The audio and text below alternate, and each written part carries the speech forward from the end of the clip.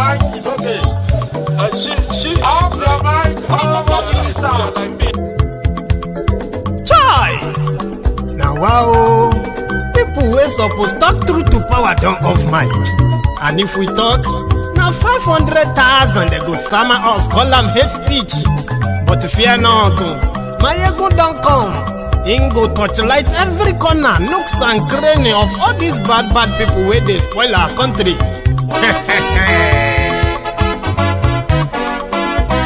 So my people make we laugh, oh, yo, yo.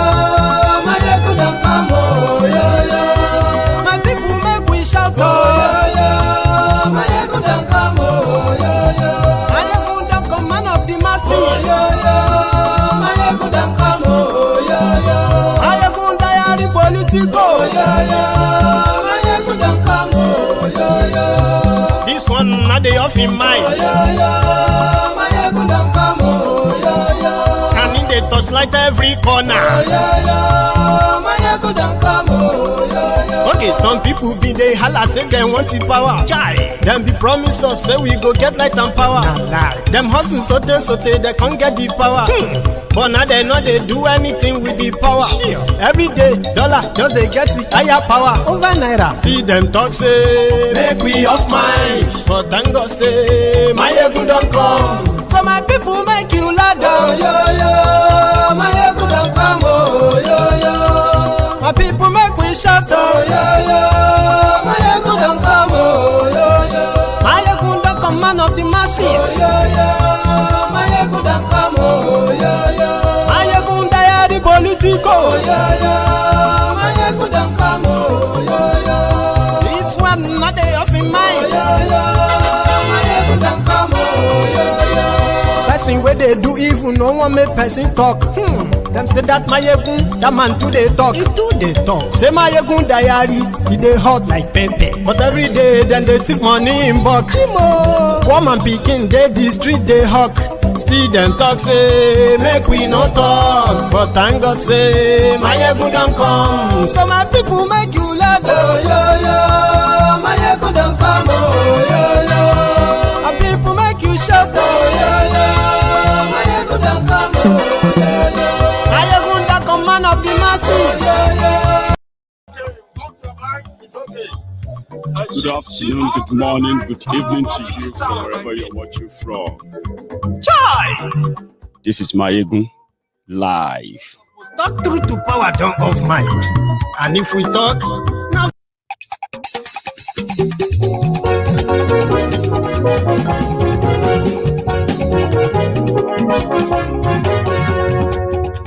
once again, thank you so much for joining me. You can help me share the broadcast. Invite your friends. There is new thing to talk about.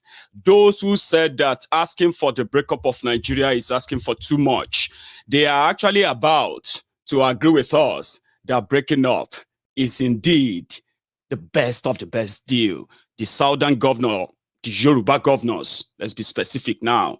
The Yoruba governors are now proposing that, well, you have 6 geopolitical zones in Nigeria. Why not just have 6 regions where people will have the autonomy to run their own affair, control their own resources? That is against the North, expectedly. Share the broadcast.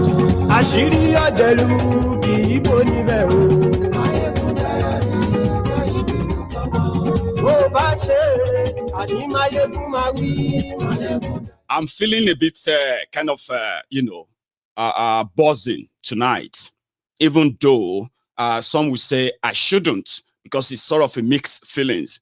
But there's a lot to be happy about today, because number one, every step taken by this Fulani terrorist government in Nigeria, who has done so much damages, not just to the Fulanis, but to every part of Nigeria as we speak, that every effort, every money spent, every evil done to silence the people who are ready to expose them has always been backfiring. And here we are, many people are about to agree with us, kind of differently, but they will agree with us eventually. Share the broadcast.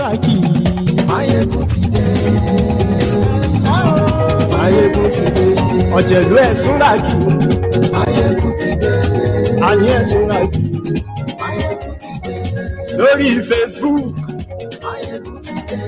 And yes, we like you. Lórí YouTube. And yes, we like you. Oh, Baba Bewure. And yes, we like you. Thank you.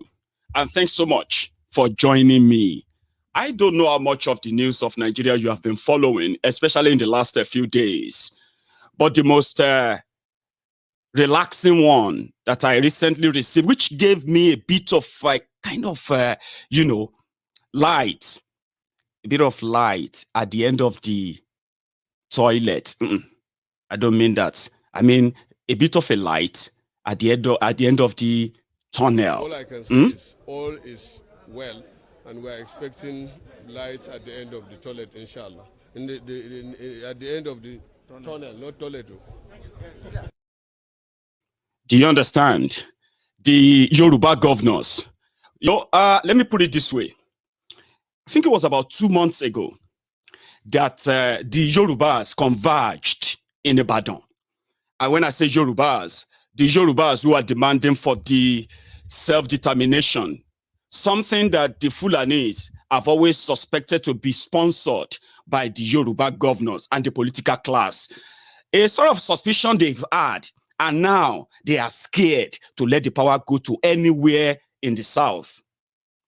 2 months ago, if I'm very correct, Yorubas converged in Ibadan, where they made several demands, including the Yoruba State House of Assemblies, who are lawmakers from every state in Yoruba land, should begin to put together law or bill, something they call a declaration of self-determination and secession from Nigeria by the Yorubas. And they also ordered all the political class in Yoruba land to begin the process of either amending the constitution to include referendum that will allow the Yorubas to begin the process of exiting Nigeria. Some of you laughed, but if you have been a regular follower of Maiyegun's diary Politico, this is just going to be an update for you. And that is why I said there is a light at the end of the tunnel, not toilet. Before yesterday, the Yoruba governors orchestrated a meeting that they call the Southern Governors Meeting. And after that meeting, you all heard about the response of the North, the uproar. They tagged the meeting, or the security meeting organized by the Yoruba governors and the Igbo governors, as well as other governors from the South, to curb the influx of the Fulani terrorists into their domains, killing and massacring and in fact destroying livelihood of the people. They came together with a resolution, and part of that resolution was that for them to be able to control and protect their people in every part of the southern Nigeria, they will need to be allowed to do it their way, in a way of state police.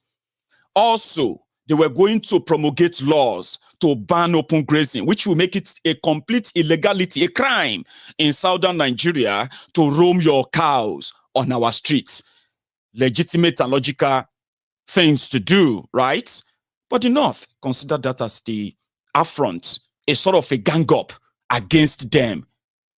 And I come to say, well, if that wasn't effective, another meeting was called. This time around, they went further. They made the factual resolution whereby the North felt like the South was coming for them. What was the resolution? One of them is that they want power to return back to the South. Something like a reminder to an agreement that the likes of Tifnumbu and Co. entered into in 2014 when they dragged millions of the Southerners into a jihadi agreement that majority of us never signed up for. But here we are. As a reminder, they said we want the power to return. But the Fulanis have done so much damage, so much division, so much corruption, so much destruction that they will have to need another Fulani to cover their ass. Or else that eventual breakup of Nigeria, which is imminent, will become unpreventable. So the Southern governors said they were going to now go individually from each state in the South. They're going to ban open grazing. Well, not just banning it, they're going to make laws. And in fact, now they want to share in that federal power that they have ignored all this while. They want, for peace in Nigeria, it would be ideal if Nigeria can just go with the tenet of regionalism in a new way. Regionalism means you have 6 geopolitical zones now in Nigeria created by the Fulanis. You have the Northwest, Northeast, North Central. You have the Southwest, Southeast, and the South-South, as they call them, the Niger Delta. So these 6 geopolitical zones, right, administratively, they are all obedient to the Fulani Caliphate, Fulani government called the federal government. Allegiances to that. Now, they are asking, Yorubas are pushing now, which I want to ask you to please take a tour with them. Because if you look at this very well, the Fulanis understands that, let's take a look at the Igbo governors. They tend to be yes, yes, yes men. They have never really initiated anything to challenge what is going on so far. But somehow, some of them have didactically agreed to attend some meetings to show that, well, we are from the South, we were invited. But let's be very factual. Not just the meetings. The Yoruba governors went to Abuja. And one thing again, don't let us feel like we are following them and believing everything they are doing. No.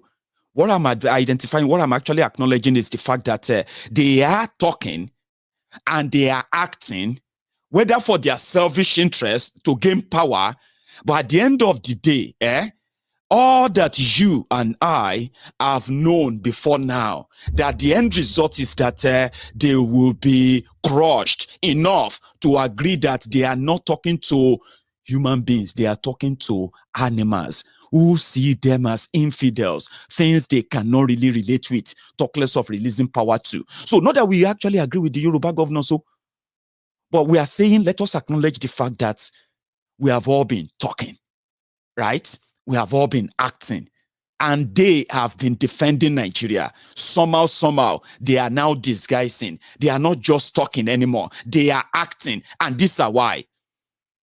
After the resolution they had, they went to the National Assembly, where they went to Abuja. They called all of their own representatives, which is the ideal thing to do. Are you with me? They claim to be representing Yoruba people politically in the project Nigeria. Yeah? Therefore, not just to talk, they also took steps to show us that they can actually make it happen in a way to further get these Fulani terrorists angry. So they went to Abuja. They called all their representatives, senators, everybody who have the right to vote, who have a say in what happened in any constitutional amendment, whether bogus, whether real, but they have a say. They can make input. We can all see them. So they went there to tell them, listen, this is our resolution.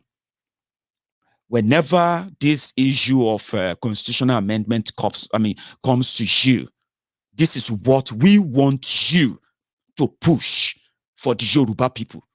And what are they?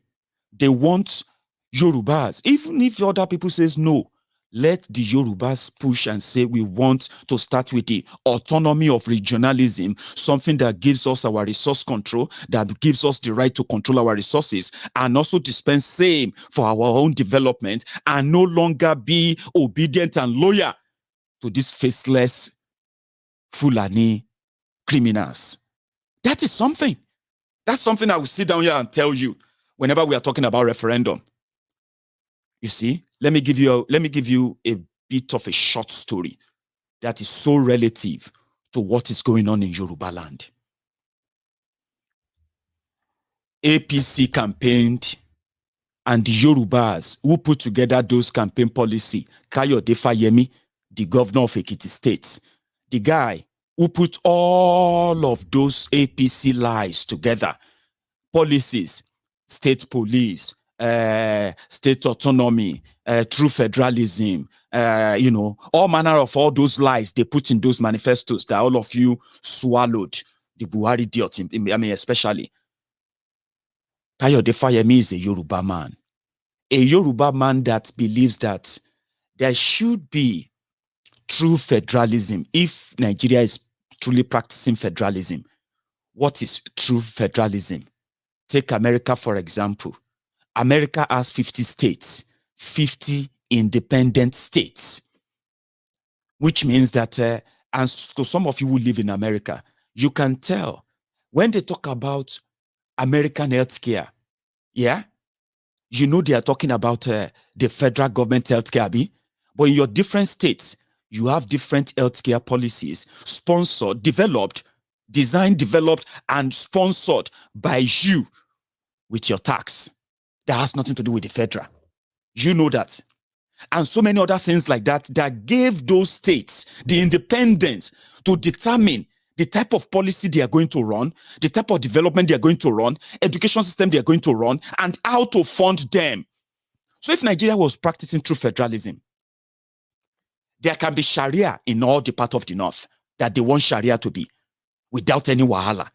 As long as those who want to practice Sharia, as long as they can fund their Sharia policies without having to, without any recourse to taking money from those who don't believe in Sharia, that is not true federalism. In Scotland, well, in the UK, in Scotland, in the UK, they don't practice federalism, all right? We practice parliamentary system of government and a non-written constitution system of government. There is no amendment here, this and that, here and there. No, unwritten. Now, in Scotland, which is part of that UK, Scotland, which you can call a region, a part of Nigeria. Scotland is not bigger than Ogun State by population, but in landmass is a bit bigger than Ogun State. Scotland population is about 5.3 million people.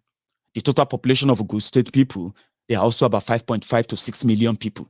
That's just one. Now, Scotland as a region, as a part of the UK, enjoys some autonomy that gives her independence, the government, the people, to design how they want to be governed.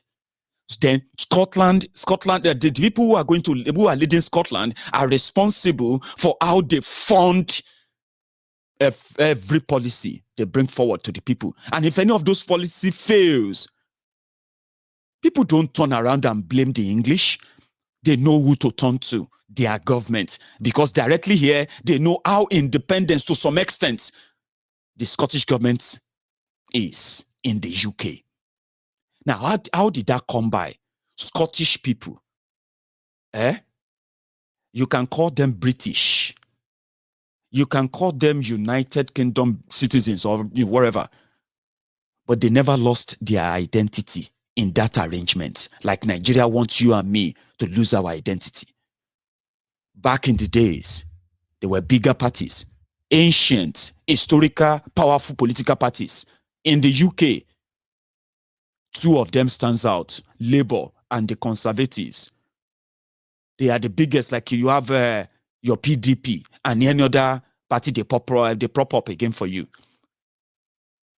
So they controlled everywhere. They believed that they were speaking for everyone. These parties were populated by Scottish people, Welsh, Irish, English, because they made them believe that it's one country. But underneath, those who have their voice suppressed, Scotland was one of them, as part of them. But overall, when the push came to full push, Scottish people and their identity were not buried in United Kingdom. How? Because the young people there, young and old, from 1924, never allowed the British or Britishness to override their identity as Scottish people who are just part of a country called United Kingdom.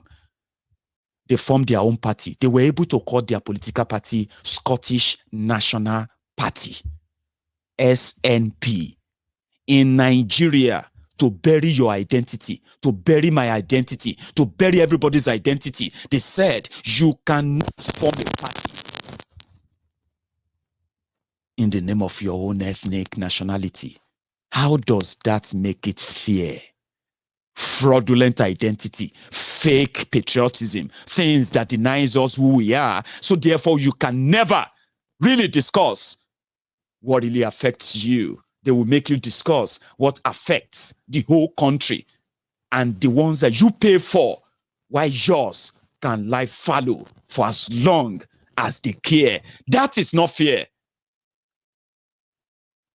Why can't we have Yoruba Nationalist Party? How proud would a normal Yoruba man be to be part of a political party called Yoruba Nationalist Party that can run for any election everywhere you have Yoruba community, everywhere, and speak for them? Why can't we have Igbo Nationalist Party, Biafra Progressive Party, any name, the Igalas, the Kanuris, everybody, but they buried it. It wasn't just the colonialists that buried our identity. Many of those who have been benefiting from it, telling you about one Nigeria, undefined one Nigeria. You can't really define it. Who is a Nigerian? You can't define it. The only thing that will let you know somebody is from Nigeria is when they tell you their experience without telling you where they come from. You can easily say you are a Nigerian. Identity that is not defensible, protected, identity that is pretty much so worthless. They are carrying the passport. Pretty more risk than denying to be from there. That is how it is. And then a Bukwari came. A Bukwari came to show all of us that it is either we live with this or we perish trying to change it. Some people choose to perish trying to save it, to change it. Some of us choose that. When they say diasporans are trying to instigate war in Nigeria, it is out of mischief. You know why? We are not trying to start war. We are trying to stop one. And as you can see, many of you are still going to agree with us. Time, we have a lot of it, even though we are running out of that time. But we'll give you the time to disguise enough until you come around. 6 regions. That's a good start. A process of referendum, my brothers and sisters, look at me very well, is a very long, tedious one. I have studied the Scottish. I live here. And I can tell you that except it is people driven, except some changes are made, until then, we are in for a long thing. But the Yoruba governors are leading the pack. Do not deny that. They also, in their proposal, they said, we are not comfortable with you coming to our states to carry out operation like attack people without informing us. That is rebellious, isn't it? I have a few things I'm going to share with you today. And I know some of the governors too. They watch Maiyegun's diary Politico. It will shock you. Power. Something that the Fulani crave for. But governance, responsibility, something they shy away from. And here we are. The time is running out on them. The Yoruba governor said, don't come to our state to arrest or carry out any of these attacks, middle of the night raid, all these assassination attempts and all of that in the name of national security without telling us. That is so demeaning and degrading. And they are not just saying it. They want all their senators, they want all their reps to start saying the same thing. How far would they go? We're about to find out. But are they doing the right thing? Absolutely yes. Autonomy to control our own resources doesn't mean that we are going to be off the hook right away. But the process of referendum starts from those who claim to represent the region to speak up. Where are the Eastern governors? Where are the Eastern reps and senators? Thank God for the lives of Senator Abaribe Eyinaya. Imagine this for a second. And let us use numbers here. You have 109 senators from all over Nigeria. Out of them, 47 of them are from the South. You have 360 House of Reps members, right? And I think 170 something of them are from the South. That is not enough, but it is also pretty much imagine.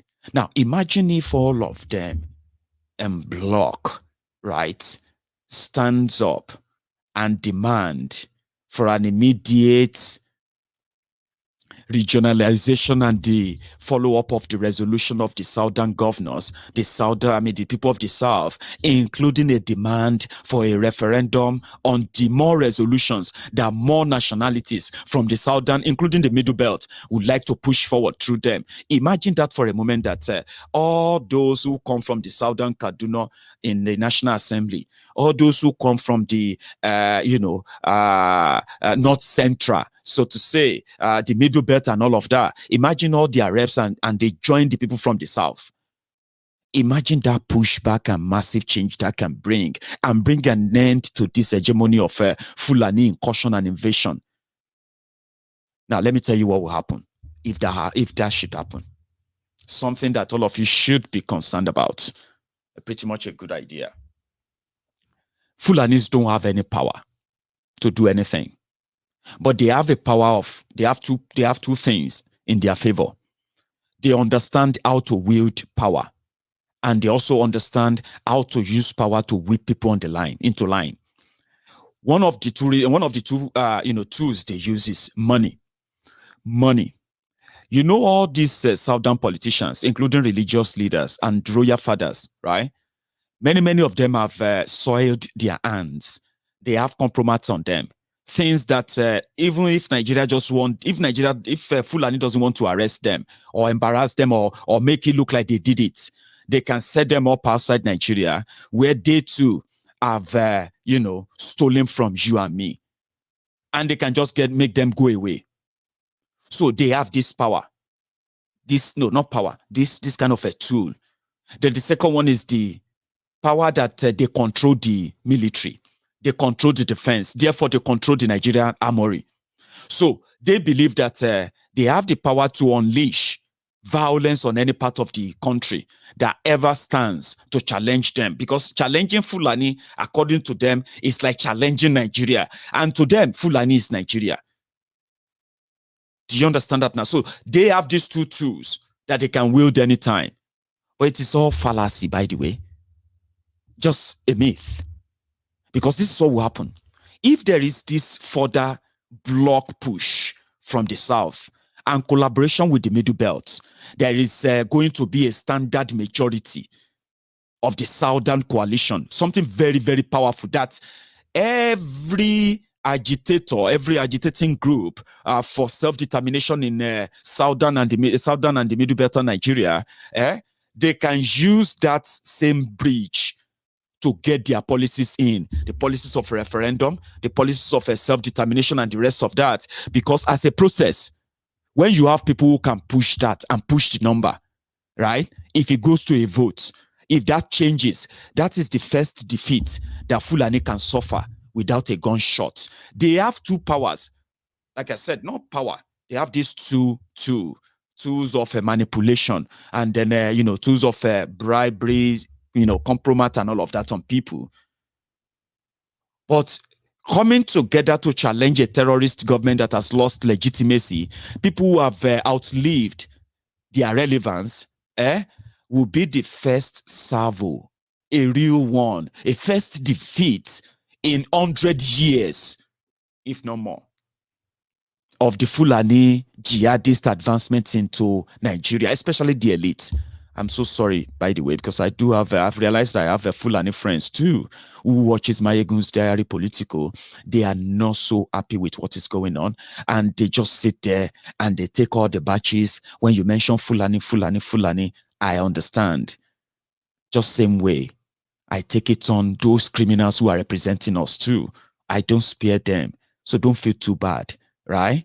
But you know what? You can save the day too, by also educating all the Fulani young men and women, you know, how the elites dragged you into this despicable position that now puts you in a defensive, in a country that you are supposed to be loved enough to gain so much influence, so much power, but yet they what? They ruined it by destroying everyone. So I think that is something that you can take away from this, all right? Well, as my friend, right, I really, really do feel for you, okay? But here we are. If that should happen, you see all this bragging that if you want to do anything, take it to the National Assembly. You know why they always believe that? They always present this idea of homogeneous North. I was using the template of Scotland earlier. What I studied there when since living here is that when you have a political party that is genuinely identifying with you and who you are, it will be easier for you to associate with their policy without anybody dumping any policy on you. For example, national idea, PDP. Oh, why can't Yoruba man be the president and Yoruba man be the vice president? That's not good for national. But we can actually have our own a place where you have your own Yoruba prime minister, Yoruba governor general, whatever name we want to give that Yoruba leader, and they will develop policies and idea that concerns all the Yorubas. Not that you have PDP idea in Oyo, you have APC, Egbekegbe idea in Ogun, you have a PDP idea in Oshun, you have APC, Egbekegbe idea in Lagos, and at the end of the day, none of them represent the Yoruba interest. Because none of them was formed because of the Yoruba people. None of them is formed because of the Igbo people. No political party is formed because of the Niger Delta people. Fulanis are the people your presumed political representatives run to for political validation by pledging your loyalty to them even when you are not there. But in Scotland, Scottish National Party, if I was a Scot, personally, that name will attract me to see what they are doing. Ìlànà Ọmọ Oòduà, Ẹgbẹ́ Ìlànà Ọmọ Oòduà, Ìlànà Ọmọ Oòduà Progressive Party, Ìlànà Ọmọ Oòduà Progressive Union, Ìlànà Ọmọ Yorùbá.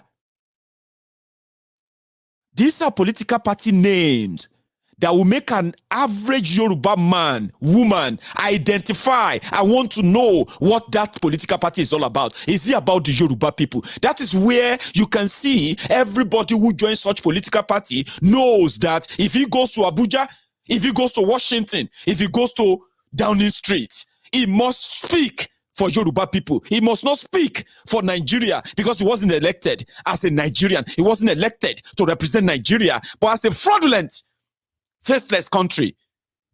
An Igbo man is fighting for Nigeria while Aroshuku is under fire. An Igbo man is jumping up and down now to save Nigeria from breakup while Olu is being bombarded with by terrorists for a Nigerian army. A Yoruba man is working tirelessly how to gag the media in order to protect Nigeria when the people of Ibarapa, Egongon, Ayete, the people of Oja Odon, and all these places are running away for their lives from their communities. Lost identity. Lost identity in a shovel of all mixed character, all of you being played by the Fulanis who gave you a 1999 constitution that never ever has your input in it.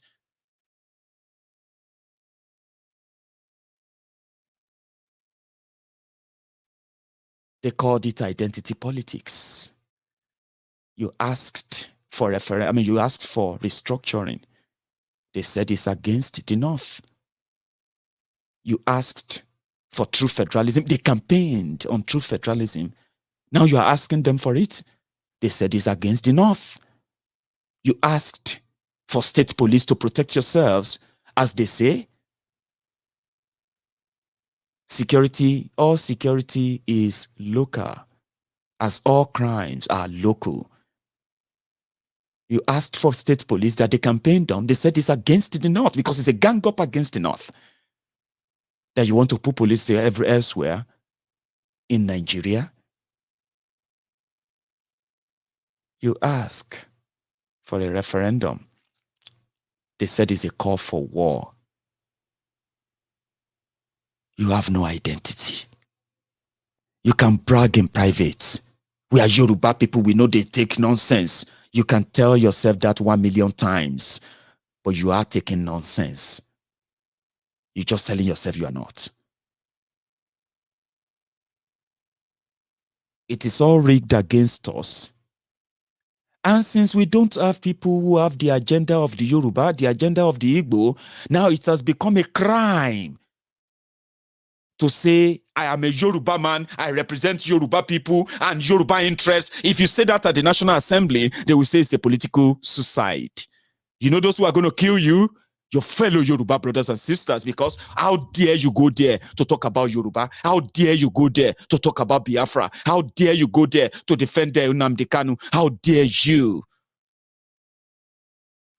That is why this arrangement won't work. They can continue to hold it. They can continue to stretch it. But somehow, some people are getting the memo.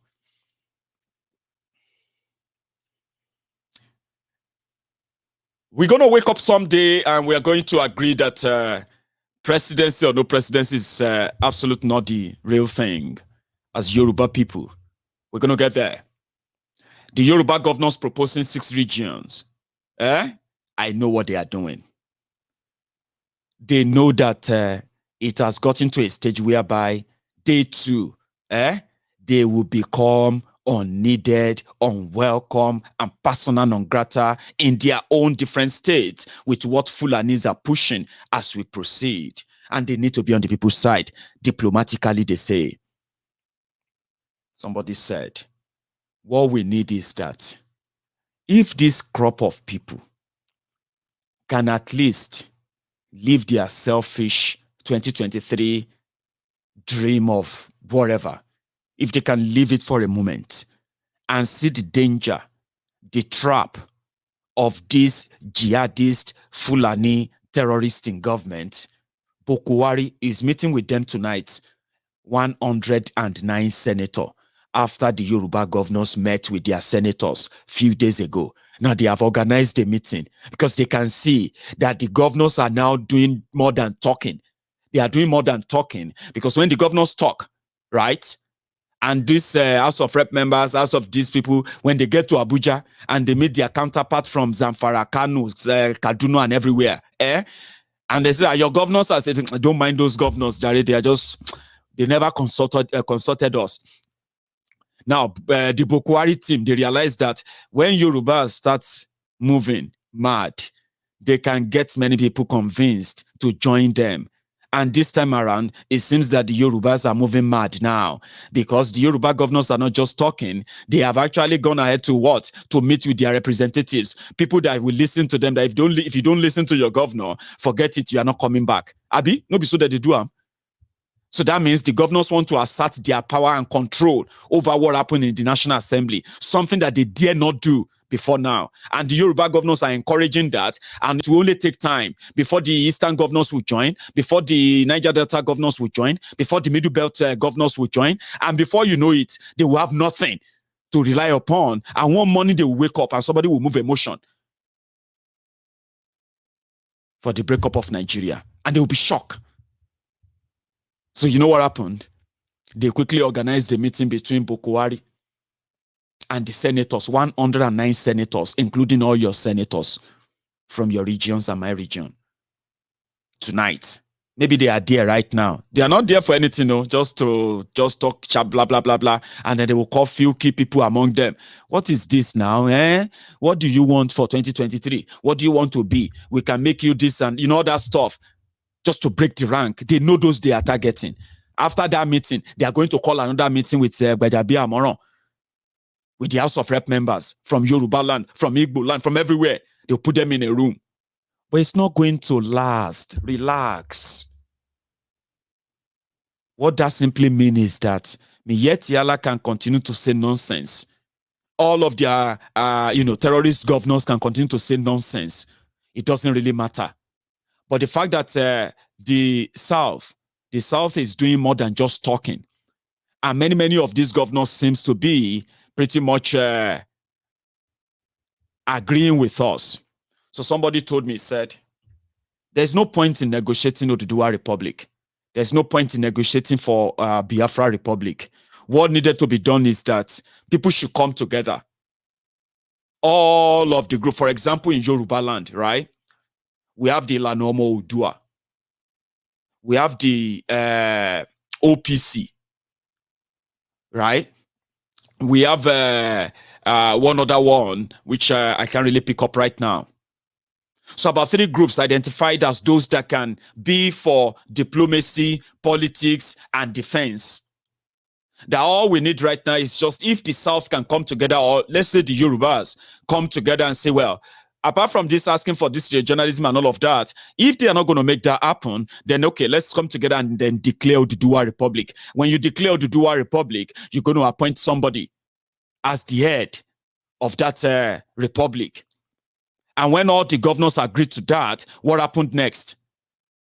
You appoint a leader for the defense of Yoruba land. OPC members will be mobilized. And when I say mobilized, give them real guns. Then what will happen is that the Fulanis will push back. Fulanis will quickly possibly want to run to the Biafrans, and they will never be able to meet the Biafrans. So if that same arrangement is put in place in Biafra land, that same declaration will push all the Fulanis out of Biafra land. Those who wants to leave, everybody will go back up north. The Southerners in northern Nigeria will have to come back. Now, it will now be left for the Fulanis to wage war or to negotiate the sharing of liabilities and then assets. When I say assets and liabilities, every asset that links us together, we will begin the negotiation. The ones that are in the northern part of Nigeria, the ones that are in the southern part of Nigeria, or especially in Oduduwa Republic, in Biafra Republic, and every other republic that's going to come up then will be negotiated. Or they will rather take regionalism now. Regionalism allows the regional autonomy. So if they want to fight, they will need to use their terrorists, and the only fight the Fulani will be able to fight, trust me, will be to use the terrorists. Trust me, that's the only fight they can fight. They can't fight the South when they don't have the personnel to move the machinery for them. Maybe they can hire, and then everybody will ask, what will be the fight for? It will be so clear then that they are not fighting for Nigeria anymore. And that is where we are all going. So somebody said that should be done. I agree. But it is also a process. Open mind. Maiyegun, your lectures and Mazi Nnamdi Kanu lectures shall be made as course in our schools. That will be a pleasure. We are all learning.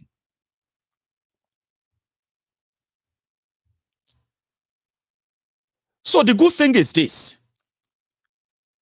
Those who once called us troublemakers, those who said we were trying to cause war, they have now realized that we were actually trying to stop one.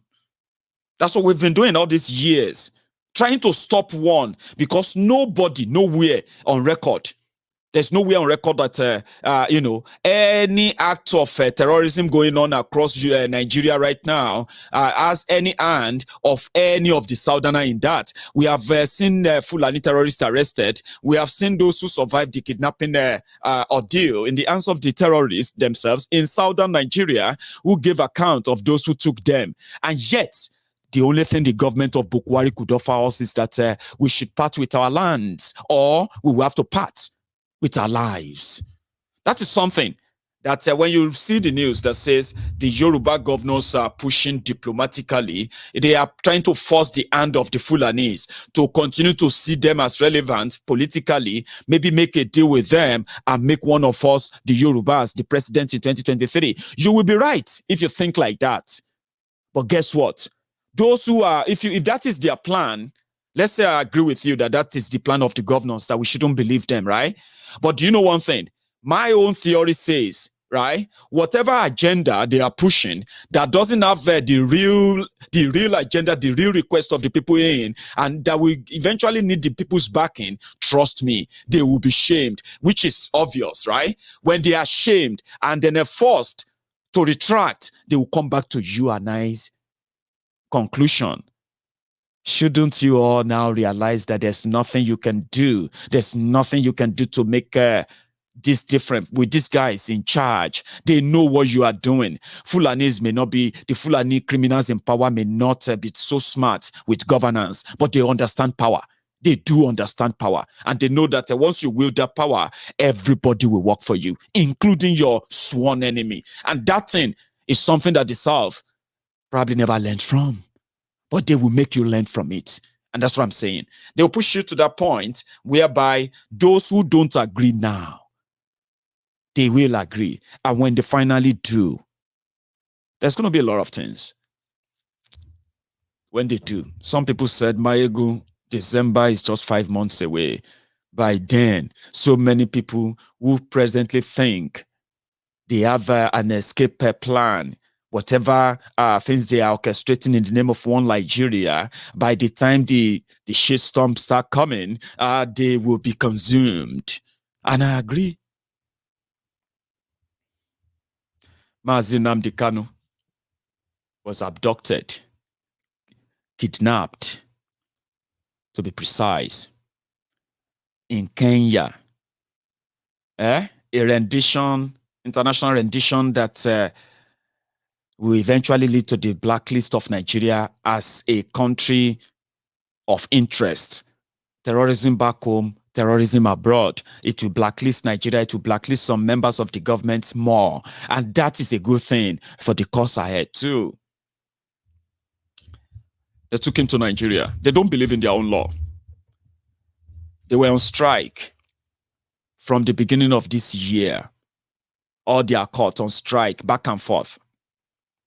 Now, their court chose July 26th for the trial of Mazi Nnamdi Kanu. His appearance in court and his legal representation day. Somehow, they resorted into propaganda first. First, they told us that Ohaneze Ndigbo has agreed to witness the trial and send legal representation to just be a witness into that trial. Ohaneze Ndigbo came out and said they never had any meeting with Malamu, Issa Malamu. The other day, they told us that Malamu was in the UK trying to meet some lobbyists to see if they could possibly kill the attempt of raising the arrest of Mazi Nnamdi Kanu on the floor of the parliament.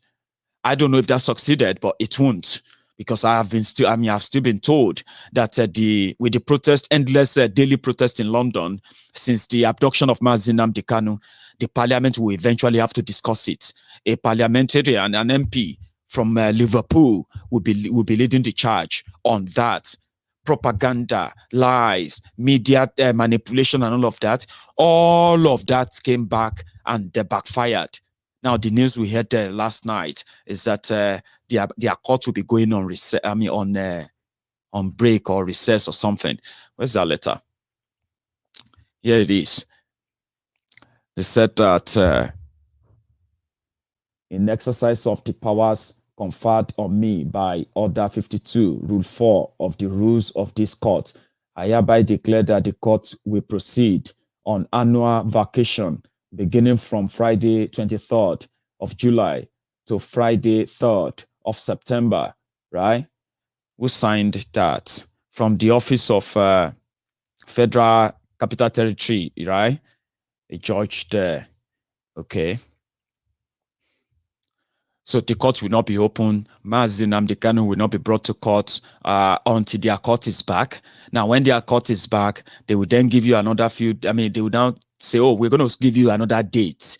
So when they are back in September, they probably will say, "Oh, it's going to be postponed until January." So the effort of him having access to medical attention, they have kept him under the DSS cell. This is against international law on his own because Mazi Nnamdi Kanu is not a terrorist. You know that. A terrorist government is holding him. And that is why all of us, all over the world, who are currently leading the charge, raising the awareness, telling the whole world to do something, you should not stop and don't think the world is not watching you. It is what we need as his legal team continue to what? To push. That's part of it. Is in their care. They can do anything. But one thing they should never try is to have him killed in their custody, right? He should never die. Same thing happens to our own brothers and sisters that they kidnapped from Ohaneze Ndigbo's house. The 12 of them have been in DSS detention since the 1st of July. They committed no crime. So somebody told me, he said, if those we want to declare Oduduwa Republic, for example, those who claim to be representing the traditional stools of the Yoruba land, of Oduduwa land, the Obas, the royal fathers, and including all the traditional leaders in Yoruba land, those who are title holders in Yoruba land, if they are not bold enough to come out and say they are Oduduwans and they want Oduduwa Republic enough to back it and fund it, they should relinquish all, they should renounce all their titles. If any one of them is called Ashiwaju here, remove the Ashiwaju from his name because he's not Ashiwaju of anybody. Except the Ashiwaju of Awuli, Ashiwaju Awon Gbewiri, Ashiwaju Awon Agberu. If somebody says he's Otumba and is against Oduduwa Republic, tell him to relinquish that title. You are not Otumba of anybody. If anybody says it's a Kabiesi, king from anywhere, and he's against the Oduduwa Republic, tell the madman that he's not representing the Yorubas. He should relinquish that title. Tell them to their faces. The reason why they can deny is because they are part of the rot that forced this lost identity on us. And lost identity, lost language, lost everything, lost culture, tradition, and all that is what forced us to this misunderstanding in the first place. Why would the Fulani terrorists be rearing his cow on my farm in the first place? I don't share border with Niger Republic. I don't share border with Mali. I don't share border with Chad. Why should I, from Ijebu land, be having to be, to worry about a Fulani man and his cow from God knows where he come from? Lost identity, lost this, lost that, in the shovel of one Nigeria. So don't brag yourself as Otumba this, Otumba that. If you can publicly deny Oduduwa Republic.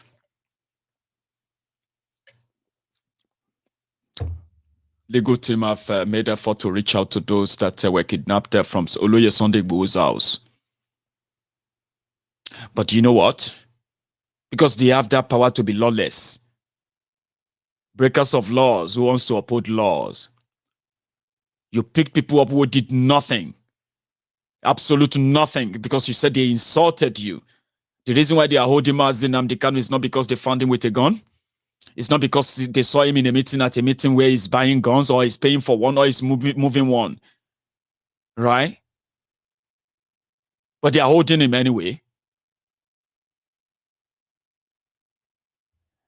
They are. People who did nothing are being punished for trying to associate and identify with their roots. Oduduwa Republic, Yoruba nation. Why should I be punished for saying that?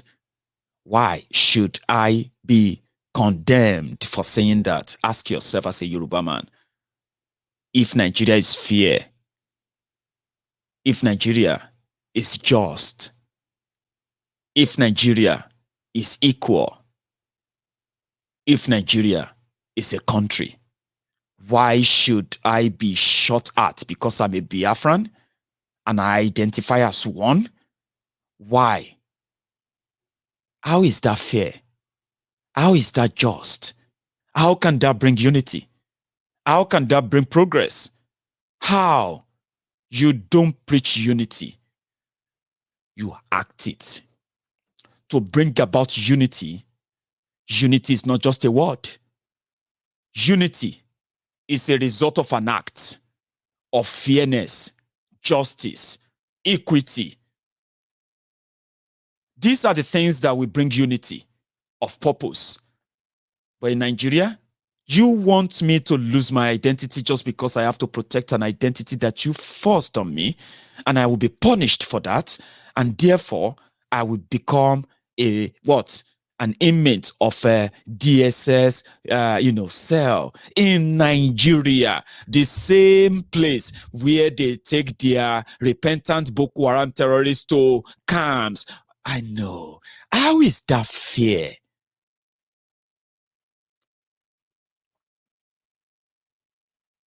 And that is why I agree. I agree. Let us show support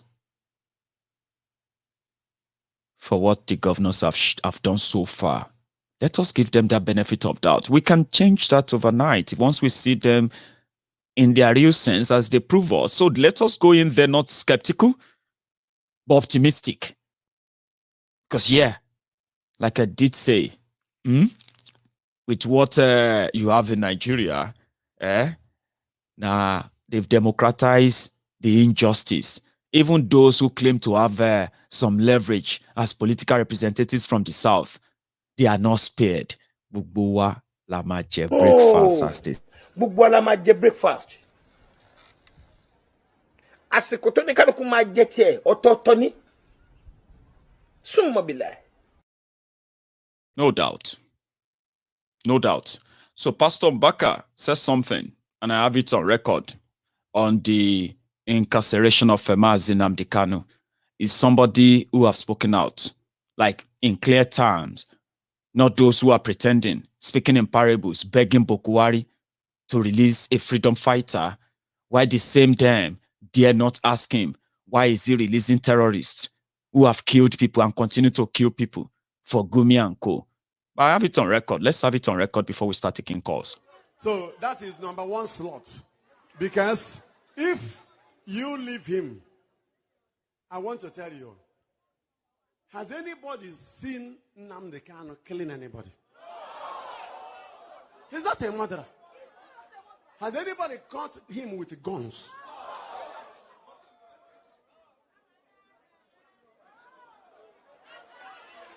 I don't know whether your mind has gone to that level. Are you arresting somebody who has never kidnapped anybody?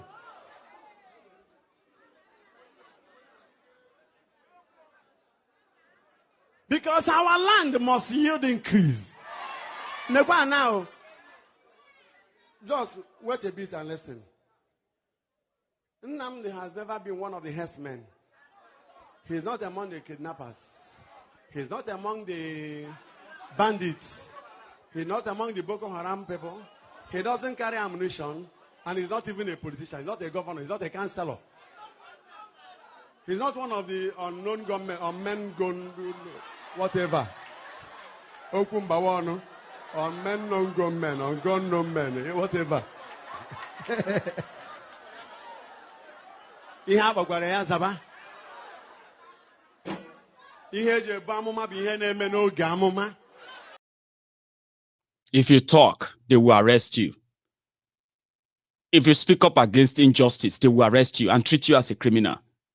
And then you watch all these criminals with their phones, jumping out from God knows where they are crawling out from, on social media, defending the barbarity. And you as a Yoruba man, you joining them? I mean, that's why we will ask somebody from Yoruba land. They will say, who are those who actually caused you?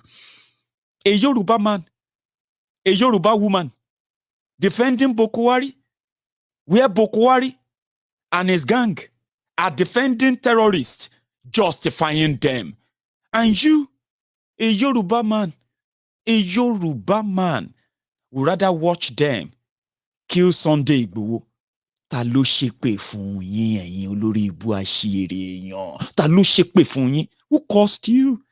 You know, one thing here is that some people will say, cause no, they work, cause no, they work. You know, you never meet people with them jam am real. Because it doesn't make any sense. People who have done nothing are being persecuted by the government by the government who protects terrorists. That has been proved many times. You know that. Look at this guy. It's just 20 seconds, right? Watch this. Jama'an Kajuru, ina yi muku barka da saduwa da ni.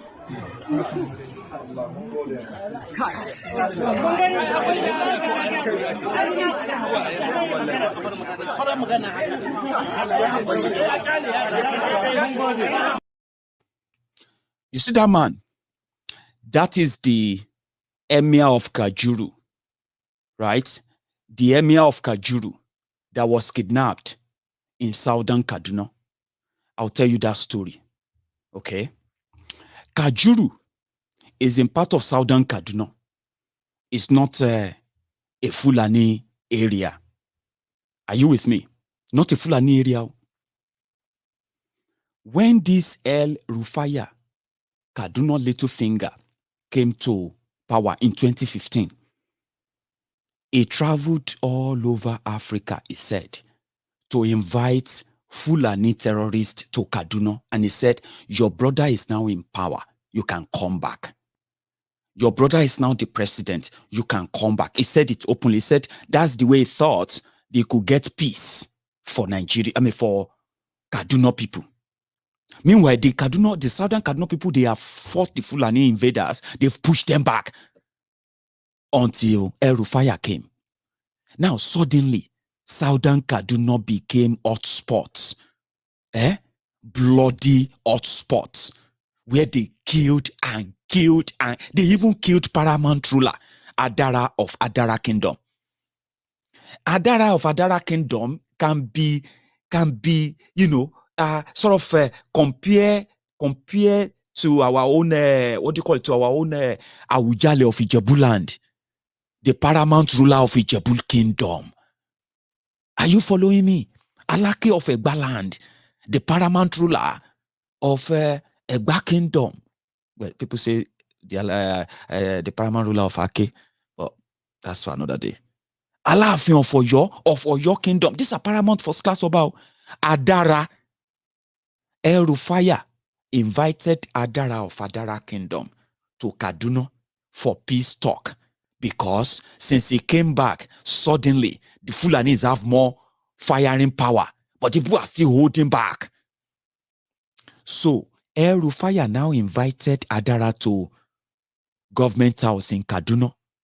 When the king got to Kaduna, they said Hell Rufire is out of the state. So they lured the king out of his kingdom, right? And they told the king, they said, you can go back. The governor will send for you again and you can then come back for the meeting. He didn't see any people from anywhere at the government house who wanted to have the meeting. Disappointed. Only him and his wife and his driver and his security detail. So he decided to return back to Southern Kaduna, his own kingdom.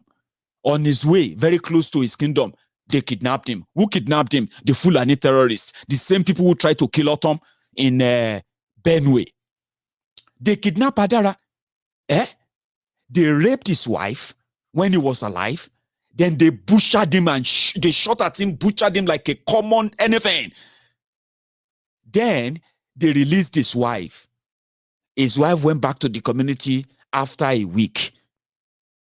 After a week, they released the body. They dumped his body on at a footpath to his kingdom. only people try to identify, this is Adara, this is Adara. That's what the Fulanis did to their kingdom. You know what happened after that? Hell Rufire, in his own way of making peace, you know what he did? He created Emirates in Southern Kaduna. So you see Kajuru. If you know the killings that has taken place in Kajuru, last, they say then get Emir for Kajuru. Oh. Now the Emir just spoke there. Oh. The one they kidnapped with 13 members of his family 2 days ago. They released him. And the man said the kidnappers apologized to him for kidnapping him. They were sorry. But guess what? They are still keeping his daughter. They are still keeping his 2 grandchildren. They are still keeping his wife. And they are still keeping other members of his family. 13 people are still with the kidnappers. They want to collect 200 million naira. But they were very sorry for kidnapping Adara. For kidnapping Kajuru of Kajuru, Emir of Kajuru, or Obi of Kajuru. Do you see the game? If it doesn't make any sense to you, I understand. Don't worry. Your healing is on the way. The Empress, thank you very much for your super chat and your super sticker. Maiyegun, you are simply the best. Thank you. I'm glad I made it to live broadcast today. Please, what is Julie's social media handle so I can follow her? Thanks, Aisha. That's Aisha. Aisha, I want to talk to you, Aisha. I know you're still watching, and I'm glad now I know who is the Empress.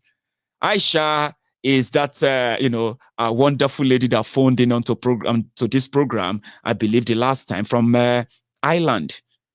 If that is you, the Empress, let me see it in the comment. Thank you, by the way. Julie's contact will be dropped in the content. Julie's page. I can't remember. Love, Justice, and Peace, I believe, is the page on social media. But Julie is watching. Julie is going to drop the comments. Julie never misses Maiyegun's Diary Politico, like many of you. But thank you. Princess. Princess Balogun. Thank you very much for your super chat and your super sticker. Mbaka ti switch side o. Father Mbaka. Tí wọ́n bá mú yín sọ́wọ́. Ẹ̀jẹ̀ yín àgbẹ̀, no wahala. So, Father Mbaka, say if they catch you, Baba, they can't catch Father Mbaka. You know what Mazi Nnamdi Kanu did? When Father Mbaka was having that issue with the Nigerian, terrorist government for speaking and defending IPOB. And they started threatening him and they called him names. And people were calling him out. And Mazi Nnamdi Kanu said the Easterners should defend him.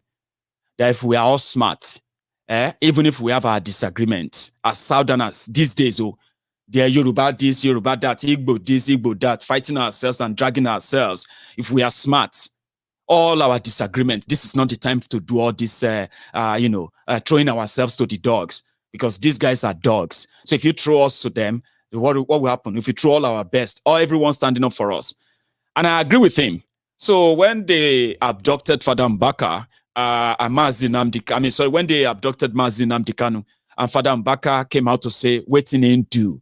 It is reciprocatory, I believe. It's reciprocating what Mazi would do if he was Mazi that is currently have the chance of speaking on behalf of him and on behalf of everybody.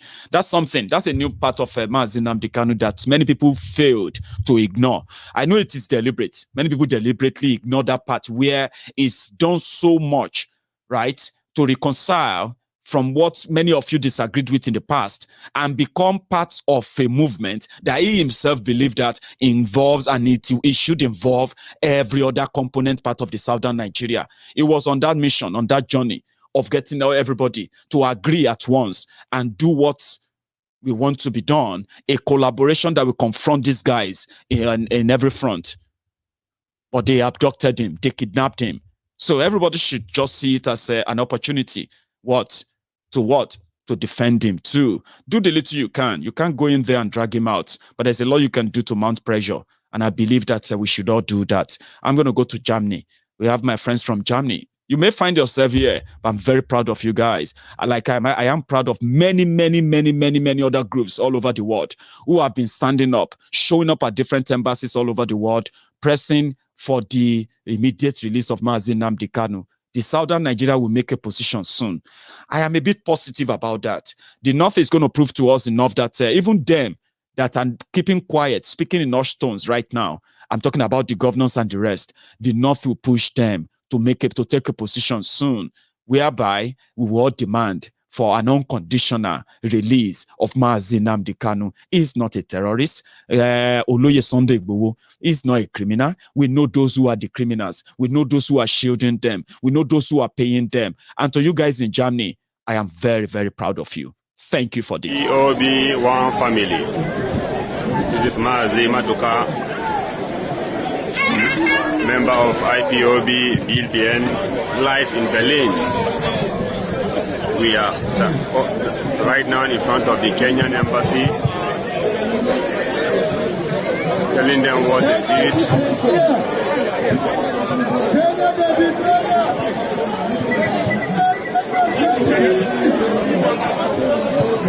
We are live and direct from Berlin. As you can see, it's huge. The response is too much. We are protected by the German police, as you can see. It's live. Hope soon in Swiss it will be wonderful like this. IPOB BLPN live in Berlin. We march from the British embassy to the Kenyan embassy right now. As you can see, it's huge and massive. Huge and massive. Huge and massive. Huge and massive.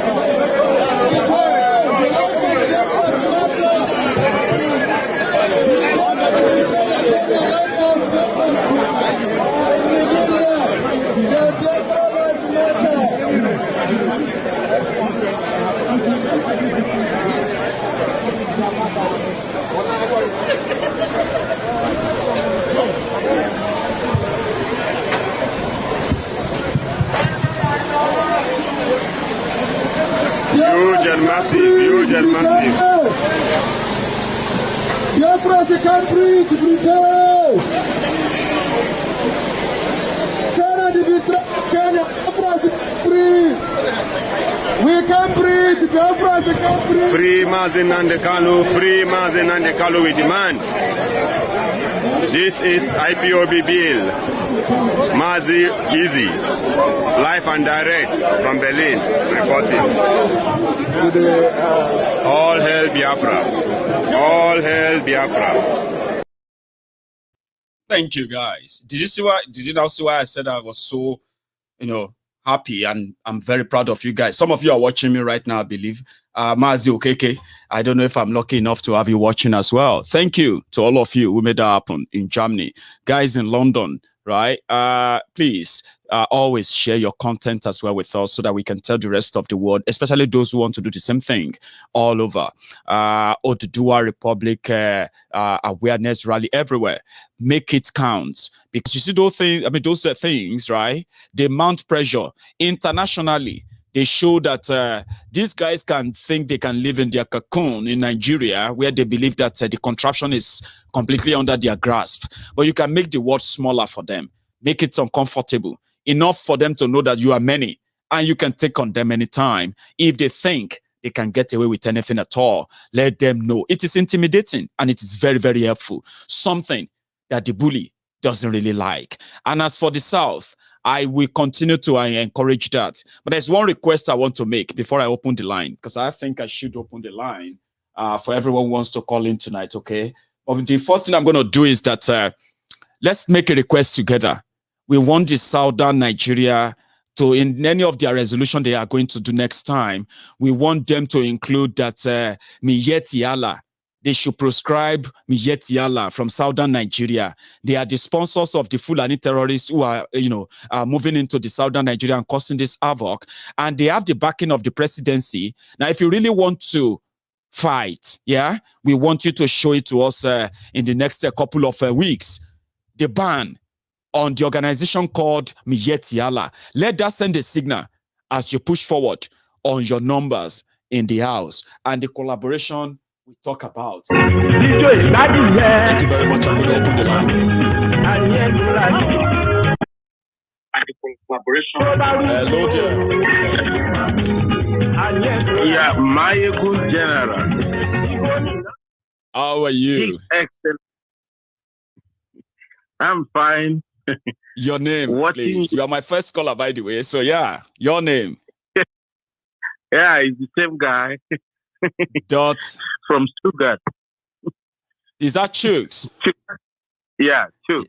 That's amazing. You are my first caller then. Now, you have the floor. First of all, happy birthday. I saw you have a birthday, even though I don't know the day you had birthday, but as a reminder, my birthday is every 30th of every 30th of January. That's my birthday. Oh, okay. I just saw in your screen. It's every day, not even our birthday. Don't we grow every day? Every day. Okay. Well, now you have the floor, please. Yeah, thank you also. Yesterday, you did a great job. Today, you did also a great job. Thank you also for bringing Julie, and thank you also for planning to be bringing her. I think it's a very good combination. Two of you guys. It's looking so. First of all, this issue of let me start from yesterday. Mm-hmm. I was kind of a bit worried when we are still making the same mistake by pushing the blame to the British, to the Americans, to the Fulani. Look, personally, all those three groups, name it the British, the Americans, or the Europeans, or the Fulani, they are not our problem. Our problem is that we South are so stupid. Let me just prove it to you. Please. You know, they have started with that game plan, telling you not. Politically in Nigeria, there is no one not. Just forget it. I know. There is nothing like not. So we have to put it and let it damnate in our head that there is nothing like not. This Boko Haram, he vied for the office of the president for 3 times. The North always voted for him, but he never won. It was when we stupid North Southerners, foolish Southerners, greedy Southerners, greedy Southerners, when we team against each other, and that was what gave him that presidency. And when I mean teaming against each other, I read today Sahara Report, in the Sahara Reporter, an interview of Akintoye. He was telling the Yorubas what Awolowo told him in 1984. He said he was there. They were about to go to have a lunch or whatever. Then Awolowo held him in the hand and said, "Please, you will work with the Igbos to free yourself in Nigeria." You see? So this is what is saying the Sahara Reporter. Mm-hmm. This is what we Igbos and Yoruba have been fighting each other, stupidly fighting each other.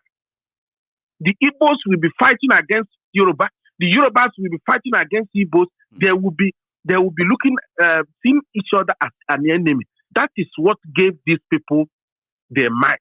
That is why they are bragging now. Anytime we just put our difference, because our similarities is more than our difference. Our differences, that's right. Yeah, differences. If we put it up by the side, sky is our limit. It is we Thank you so that will much, be that will be telling the Northerners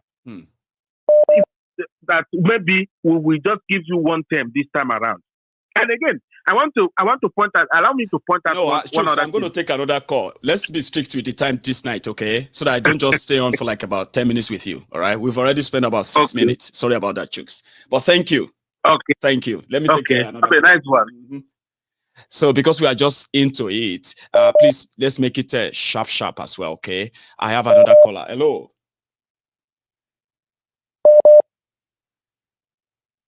Hello there. Can you hear me? No. Please pay attention to the phone, not the broadcast. Hello. Hello, Hello, ma. Good evening, ma. How are you today? I'm very well. How are you? I'm okay. This is a big boy. Sorry, say that again. I can't hear you.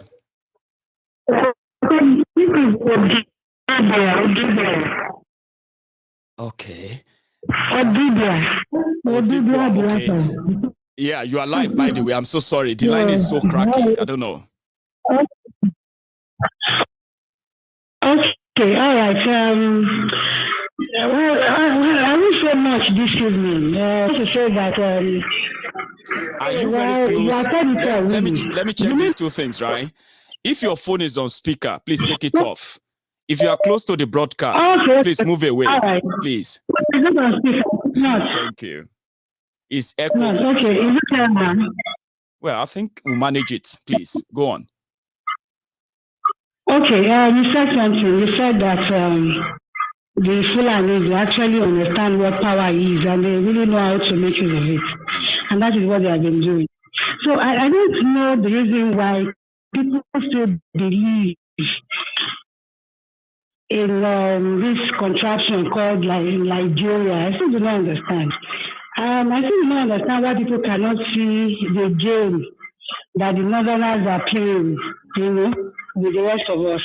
I remember the video you played of Amado when he was being interviewed by a British journalist. Hello, can you hear me? I'm with you, please. Hello? Yeah, I'm with you, ma. Okay. Okay, and it's not something. What he said was that they would rather, engage expatriates and put them in sensitive positions in Nigeria than trusting any position, in the hands of Igbos. So I'm very sure that by extension, Yoruba people too. So they only trust themselves, okay? You see, this morning when I was going to, I live at Ibafu. When I was going to work, I observed something, although I've been observing it. And that is that, if I've been Ibafu and Lagos State, in fact, like never before, you will see all these amajoris everywhere on the streets, on the express, lined up. Very little boys, begging for hands. And what occurred to me today was that, you see, these people are bringing future miscreants and Boko Haram, even in the south, especially in the southwest, and they are the ones feeding them. Okay, so these people understand the fact that what they do is that they build up by bit. Okay, so they can have, what they have had is a plan. Okay, and the plan is what is unfolding and unfolding and unfolding. So if we the staff, we still cannot see the handwriting on the wall that these people have had their plans all along, and they are almost done completing the plan. Okay, and we are still buying into it. Now, you see, I wouldn't blame Nigerians why they do not fully believe in this area. They are not so comfortable with the southern governors banning open all of that. They know that they can never ever be true to whatever they are. To their words, they are never men of their words. They don't even have the power or the personnel to stop them. They don't have the army. They don't have the guns. Even have that. You know. They don't have that, you see. So that is the reason why, honestly, on another platform, I don't want to mention the name. And you see, and people were mocking Igbo and all of that, saying he's a coward, why did he pull out, all of that. And I'm like, you people don't understand what you are doing. This guy came out to put his life on the line. Everything he has on the line for the rest of us. I would show that all of us will be in our house, in our homes, while Igbo will be the only one on the front line, taking the bullets and all of that. So Igbo has been, his team has been arrested. I expected that all of us should come out. In fact, on that platform, people actually mentioned your name. As one of those people that were just making matter out of that. These people don't know what they're doing. People like you are raising awareness for everybody to understand what is going on. In fact, the kind of picture I have now of what is going on. I never heard it until I started listening to you. And it became clearer and clearer to me. Okay? So if people still believe that what people like you are doing, is not things that, people should take seriously, then people should start thinking again because they do not understand. And it's because of the division. Not all of us are on the same page, as to be breaking ourselves. So if there is division among us, that is what these people are capitalizing on. Especially in the East, the Eastern governors, they know that the Eastern governors are not, I don't know what they are interested in. They are not forthcoming, or they would dare not ask their questions. So I know. Exactly. Thank you so much. So you can see how they are pulling back on, even what they are doing with the other, Southern governors, and the Southwestern governors are now, playing their own games on their own because the Southeast governors are, cowards.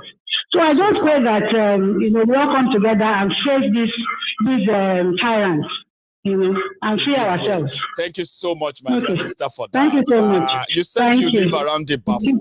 So, you mentioned something about when you go to work and you see these children and all of that now in the hold up. That's something of concern, a very new information, something I'm going to work on too. Thanks for sharing that. Okay. Thank you so much. Have a lovely night. And you too. All right, good night. So I have another caller. Hello there. Hello. Yeah, Maiyegun General. Yes, sir. It's Austin from Germany. Austin, how are you today? I'm okay. Somehow okay, but it's great to hear from you, by the way. Yeah. Now you. Thank you, my dear. Yeah, I really appreciate your good work you have been doing. You have been doing so marvelously. Thank you. I can testify to what you have been doing. May God really bless you. Amen. You too. My dear, we are in this critical time we are in now. I will just contribute some few things. Please. Nnamdi has been kidnapped, and all hands must be on desk now to release him, because what the Fulani are planning, they are planning so deeply to kill Nnamdi. I don't think they will even dare that, but I don't think there's nothing they won't dare. Right. Go on, Austin. I can tell you, Nigerian government now are planning to, with Asari, with Wazirike, with other guys, to create some people that they will wear black and call them ESN. They say they want to come and release Nnamdi Kanu and a DSS prison. And that when they are doing that, they will just shoot at him and say that ESN came and they got, So that's what they want. They are planning now to do. So it's something that people have to open their eyes. It is now difficult for people to protest in Nigeria because of the way Nigeria is hijacked now. Because Fulani has been looking for this opportunity to hijack Nigeria for a long time. Like I used to tell you in the previous time that I called, Fulani doesn't have home. Where they want to make home now is Nigeria. And the people that are allowing them to do that are the Southerners. I like the first caller that called that said that our similarity is far more better than our differences. Somehow our differences. Yeah. So I don't think it is time for us to start saying this person did this, this person did that. We don't have leaders in Igbo land. We don't have the leaders in Igbo land. From beginning, from A to Z, it's only Abaribe that is speaking. Other ones, they are not leaders. They are gangsters. They are not doing anything. And they are ready. I think, Austin, sorry for cutting you there, okay? I'm sorry for interrupting you, okay? I think we have similar people in the South. I mean, in the Southwest. But with the mountain pressure, with the pressure, public opinion, and all of that, they tend to be stylishly dancing to what the people want. Don't you think similar thing can happen in the East? No, in the East is something different. Right. You know why? Because there are some people that Nnamdi used to call intellectuals. If you understand what intellectuals means, people that claim that they go to school, but they are useless. Their education is useless. It's what we have in the East. People came, an average Easterners believe that what we think is only money. It's truth. You know, people will criticize me for what I'm saying, but it's the hard truth. We think about money. We don't care about future. We don't care about how is it going to work, the consequences. So that's the problem. Can't those ones be given that chance or made to be more vocal? I mean, we have them in the Southwest too. Money. People who sell their lives. I will tell you, see, in my own area, right? A whole king collected road construction contracts from government 5 times for the same road from 3 different governments, and he stole the money. Yeah. So, but we do have people who also still feel like we can do it right. Maybe not our way, but better than this silence from the Eastern governor that seems so much like they're in bed with this whole arrangement. So definitely, they are in bed. If you are in social media today, you will see one picture that was circulating on one traditional ruler that was bowing to the Fulanis in public. I saw that. So you see how they are, because what they care is their belly. They don't care about the future of their children. They don't care. Now, you will see some of them are so much happy. Yeah, Nnamdi is captured. Yeah, that's the best thing we can do. We can now have our peace. I always tell them, if eventually Nnamdi is eliminated, God forbid, there will be no more like Nnamdi in the next 100 years coming to Igbo land. That's what we let them make that mistake. We can't lose him now. That we can't. Yeah. We can't lose him. Yeah. So I was in the rally that you showed for Germany. I was here because it's my city. Yeah. It's my city. I'm living in Berlin, so I was there live and direct. So we participated to the end of it. So we are waiting for any upcoming of any rally we have to go, because we must to do everything that we will do to make him come out. Yes. He definitely needs to come out. We really need to do that. Thank you so much. So let everybody put their hands on the desk, please. Tell others and broadcast that people should help. Nnamdi should come out. He did nothing wrong. He did nothing wrong. Thank you so much, Austin, Maiyegun. Thank you. Have a good evening. Go get some rest. I love that. Austin was in Berlin today. Oh man, I'm still probably going to be lucky to take another call from Berlin or from Germany for whoever also attended. So hello there. Can you hear me? Hello. I think connection issue can be an issue on its own. I have another caller. Hello.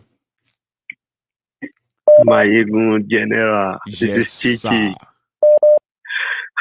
Ahmed. This is JJ. Oh, JJ. Why are you guys always like giving me all this kind of entrance and all of that? But JJ, I have you today. But this number you are calling with, I won't tell anybody. Because it seems that you're undercover somewhere far from where I used to know. Yes. Where are you now, JJ? Of course. You know now. I just landed. Yeah. Bless you. I'll tell you now. Anything we go happen, make it happen in my face, so that we go racket out together. Brother, do you remember I used to tell you that all those our leaders who will get in Yoruba will be the one that will carry this agitation forward? Did you forget? That's what I told you last time. You did. Do you forget that I told you that they will start arresting some journalists? It has started, but wait and see. You see what is going on in front of Nigerian newspaper? Blackout. I know. I saw that. Are you seeing it? I saw that too. Those are the play cards. Because what some of our brothers, our uncles, our sisters, our mothers, who are Yorubas, I'm talking to Yoruba now. What they don't realize is that from 2015, Fulani have planned all these things. They put one woman in UN. Now, Chief of Army Staff, Chief of Army Staff, who just left, they keep him in Benin Republic. Brother, what do you think he's doing there? To report every activities that go through that corridor. It's an informant there.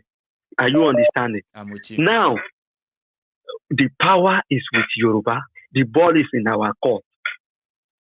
It's up to the Igbos who used to think the Yorubas are not serious. The Yorubas this, the Yorubas that. Now the Yoruba have started. I'm waiting for the Igbos to take their own action now. Our politicians have started. I told you one thing last time. You see, Fayemi, whoever thinks Fayemi is not with Yoruba agitation is lying. 300 cow from America to start their own Brother. ranch. He didn't order for the cows from Niger or Chad. Are you getting the pictures? I am following you, JJ, as usual.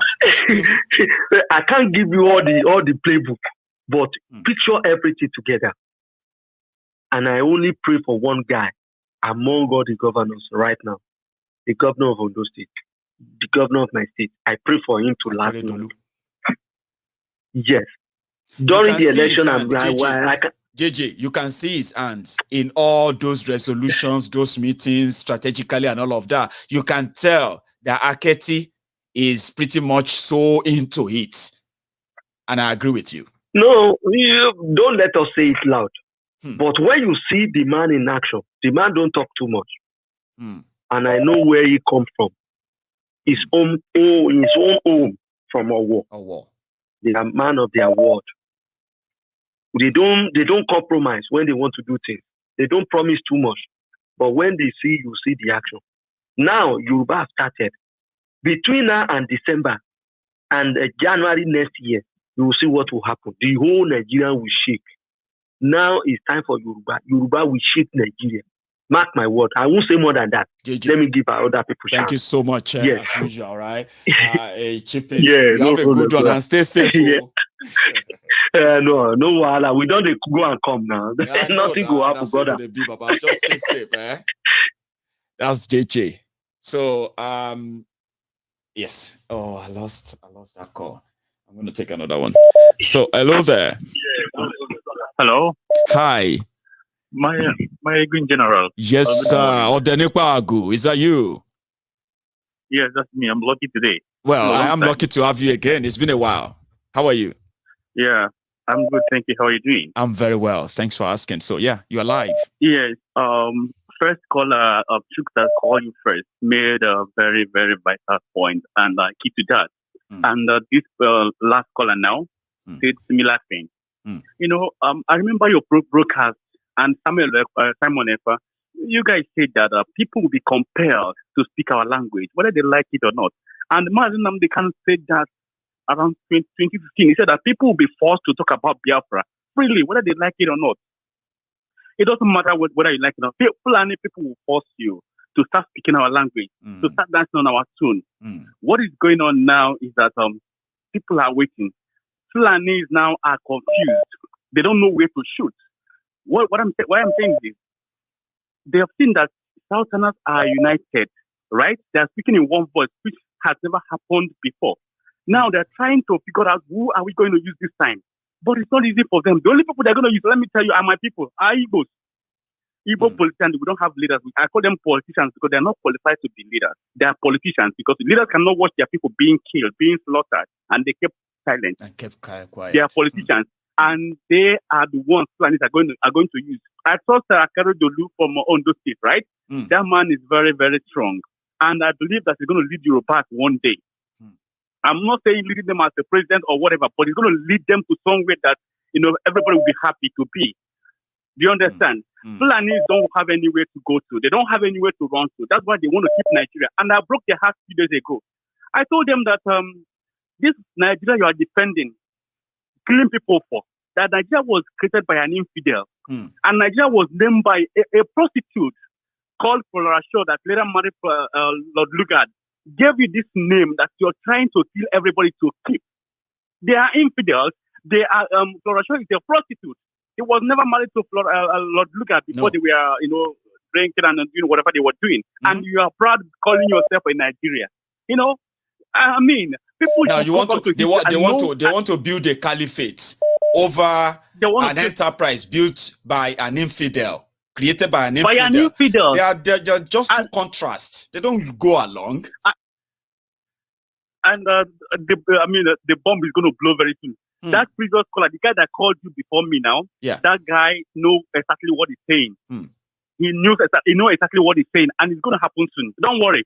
They can hold Mazi Nnamdi Kanu as long as they want, but that's the beginning of end of Nigeria. Thank you very much. It's so sure. Program. Anyway, thanks so much, Odenekwagu, for your time. Okay. Yeah. Let me take another call. Hello there. Sorry. Hello. Can you hear me? Maiyegun. Yes, sir. Okay, yeah, Lovely. Yeah, this is Ahmed. Say that again, sorry. Ahmed. Ahmed. Yes. You remember I actually thought you were JJ earlier. And I know you'll be yes, laughing. I was watching. I was just laughing like I was. Yeah. You are How are you now, doing, finally. Actually, I listened to the person that called before this. Is it Odenipago? Odenipago, yeah. So yeah, what that guy said when he said the fire me and Akere Dolu and the rest, you see, they are all politicians, and like the kind of thoughts we have on those people is like we cannot trust them. Yeah, of course we cannot trust them, but if they have a human sympathy, they will see everything that is happening and they have to take action. That's right. So I believe one way or the other, they are beginning to think deep and see that, hey, what we are doing, we pay for it too. And I think they are trying to see if they can correct themselves. Then anything will happen, make it happen. Make it just happen. You know why I agree with you, Ahmed, right? We don't really trust them because they know that trust is a very powerful word in Nigeria now. You don't throw it around anyhow. Of course. You have to hand it, right? Yes. But one thing I want us to just look into is that we must never, out of the fact that we don't trust them, ignore the fact that we should acknowledge what they are doing, because that's what of course. The first place before everybody is pushed to picking up arms. So they spoke. And they also went ahead to talk to their representatives to speak the same thing on the floor of the National Assembly. So that's steps that we can acknowledge. Then we'll see how far that goes. So I agree with you. Yeah, and you see for you saying it, I believe if they are able to come across this video, it will be like morale booster for them. Say, but I think God and better Yahweh, you are like you.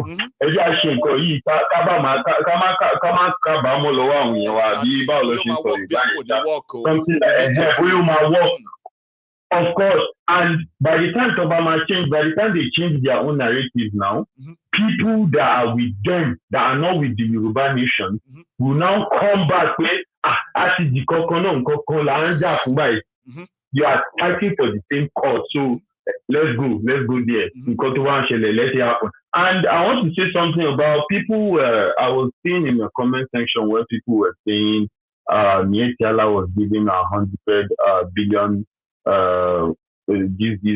That was last year when Abdurrahman Tambazau, the former interior minister, when they said they was going to give the Miyetti Allah 100 billion naira so that they can persuade Fulani terrorists, so that Buhari can be able to gather more people for 2019 election, towards 2019.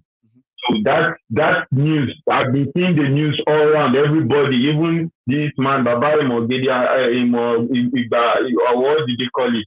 So he said something like that. Yeah, so I'm trying to people should know that happened last year. Now the Minister for Interior, which is Aregbe Mubu, I know. So that happened last year. That's his full name. So that happened. That 100 billion happened last year, and I believe that 100 billion was used to boost them towards what will be happening this year, which we are seeing it. Let me even just help you there, Ahmed. Let me help you there. I know that story, okay? Yes. And if we all have to be honest, right? There is no evidence that 100 billion was given to them, okay? In fact, it was a conversation. It was a conversation sometimes around 2017, okay? They said they were looking into how to help the Fulani pastorists. So then the Miyetti Allah demanded for 100 billion. For the damages and blah, blah, blah, blah, blah. Then they also said they were planning to give them radio, this FM or radio station. They will open radio station for them in Fufude. Those are the things of 2017. We know that they probably have given them more than that. All these things, they will bring it to the media like this, bye. But underneath what they are doing is different. So our own is that our 100 billion naira. Why would they give one certain side 100 billion for what? For what? Yorubas are everybody. So why is it one section? It's a shame. That's just the same way we said it too, Ahmed. The same thing we said that if justice is right in Nigeria, if Nigeria is fair, right? If they say Fulani, the reason why we are having this problem in Nigeria is because Fulanis want land, Abi.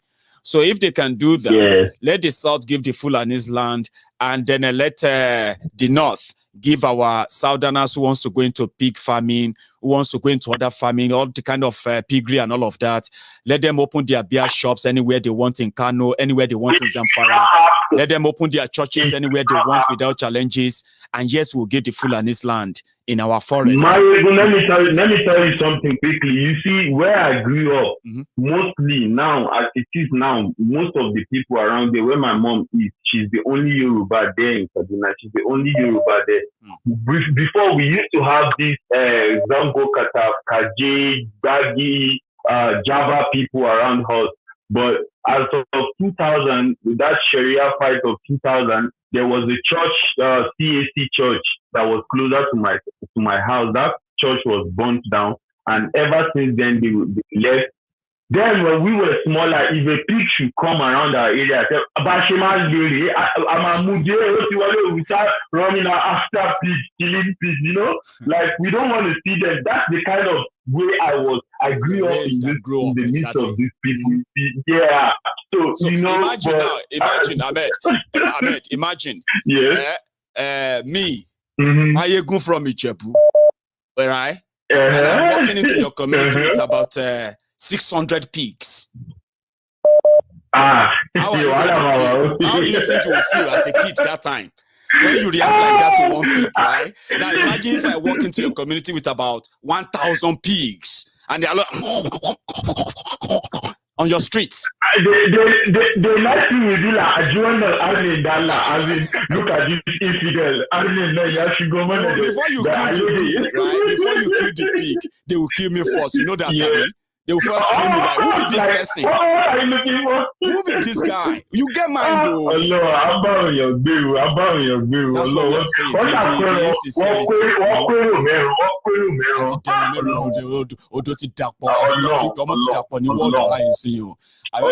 you so much. No problem. It's all right. It's a simple logic. If you can compare, that's what we are saying, okay? Don't make it look like somebody hates you because of what you like. If what you like is affecting the lives of others, they have the right to reject it. And you have the right to withdraw. But when you grandstand and think that you can override and overrun them, that is something that you are like never going to get away with. Not all the time. Hello there. Hello. Hello, sir. Hello, Maiyegun. Yes, sir. Yeah, this is Njoku from London. Oh, Njoku. I'm so lucky to have you again tonight. Yeah. I always wait to listen to you, to be honest, before I go to bed. Thank you. So it's like my daily routine now. There was something you said which I think need to be corrected. Okay. You see the emir that they catch and they release. It was not designed to catch him and release him. It was just a way of these people buying time to tell you that their own people too are getting kidnapped. Because in the same place they catch the other emir, the other local chief you're talking about, they killed him. Why didn't they kill their own one? When it's a Fulani man, they return him back. It's just a way of buying time to legitimize the fact that bandits go after both Fulani and local people. So that when you go tomorrow to complain about Sunday Igboho or Nnamdi Kanu, they will say, we too are also victims. But their own victim will come back home safe. Your own victim will not come back home safe. This is what they're playing at. Wow. These guys know what they are doing. Tell me one emir, the so-called emir of Sultan of Sokoto, is he not in the same north? How many times they kidnapped him? They will not kidnap their own. They will return them back. They only kidnapping indigenous people, their chiefs, they are taking them out. Just like what they did to the IPOB people. They think that by taking Nnamdi Kanu, they've cut down IPOB. IPOB is useless. That's why the Eastern governors are even scared to go to the Southern governors meeting. Some of them don't go. They'll put one leg in, one leg out. Because they're scared. They don't want to be assassinated. Thank you. They'll just tell them in the phone, I'll give you Nnamdi Kanu treatment. Just go. I know how you got there. So people should be careful. Everything you see in that country, you have to interpret it. When you look at it again. You don't just look at it and go, oh, it's literal. No, it's not literal. It's always more than that. There is no way that guy will be kidnapped. His families will be kidnapped. They tell you they only want 200 million. How much do you collect for students? Is it almost 500 million? He's a paramount chief. He should take more. Somebody even told me, Njoku, you know what somebody told me? Yeah. Somebody said it was actually another way to announce him to the world by putting Kajuru and Emirate on the same sentence on the map.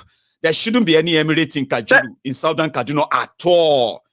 But when you check the news now, how many emirs kidnapped? They will say Emir of Kajuru kidnapped. That Emir of Kajuru was created by Hell Rufire of Kaduna. It never existed pre-2015.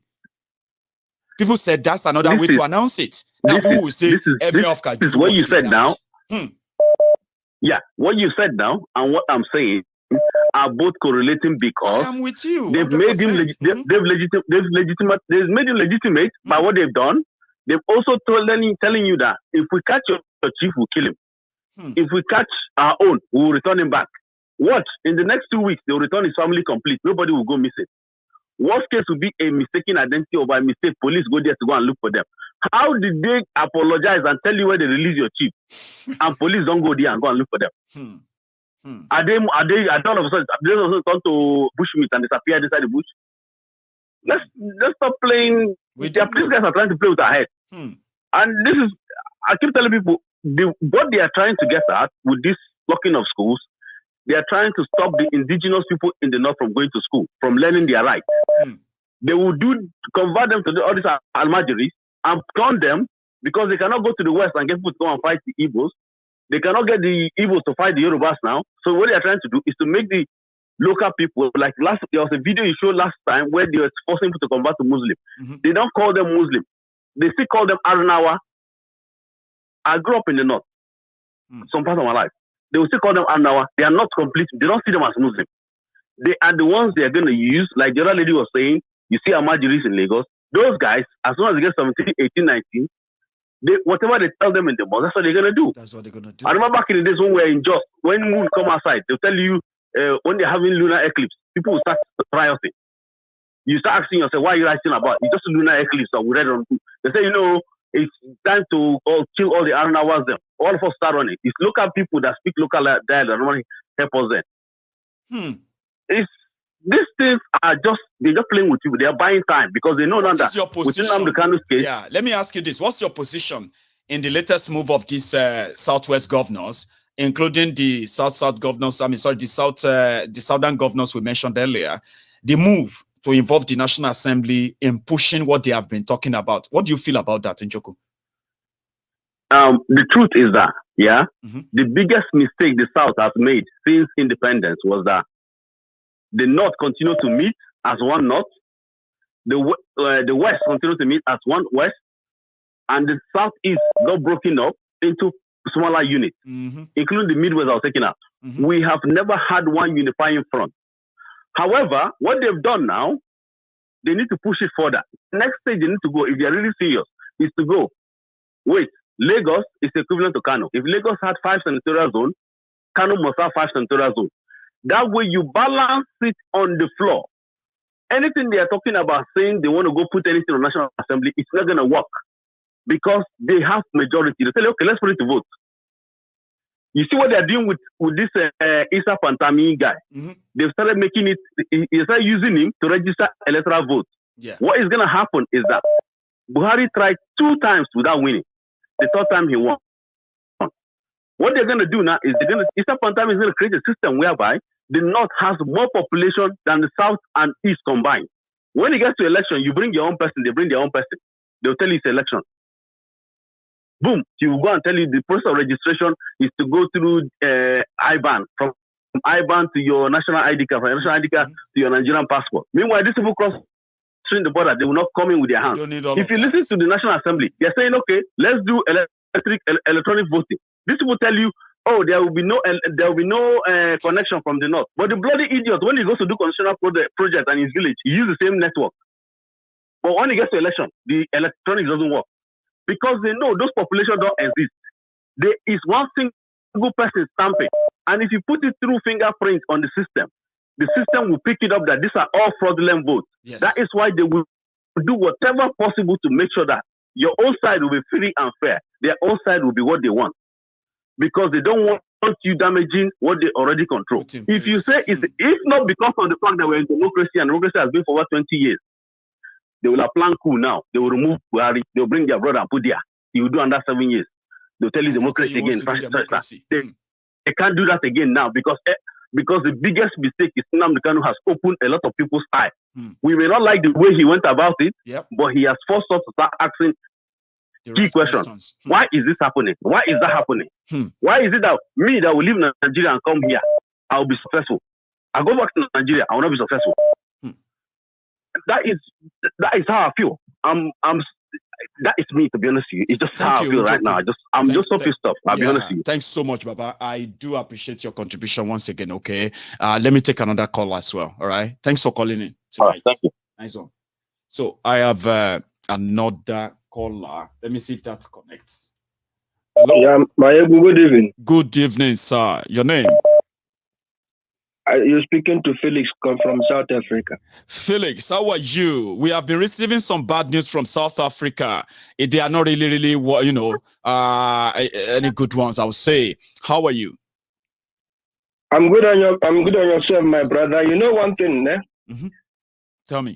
South Africa, the news you're receiving in South Africa is truth. But you know one thing, there is something that we, the Africans, we don't understand. Tell me. When the citizens are routing the facilities and the shops and the companies of government and private companies, they don't understand that these things have effect on the economy of the country. It does.